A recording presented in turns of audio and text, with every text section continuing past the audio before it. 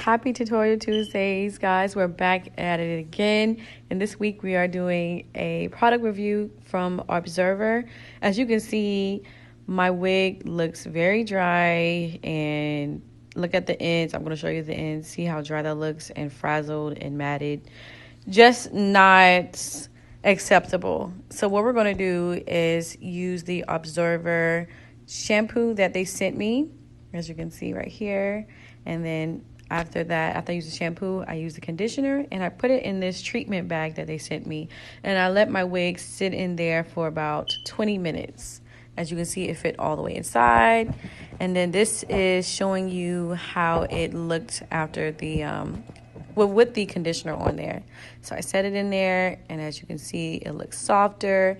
And I actually let it air dry overnight. This is how it looks the next day. So get into it.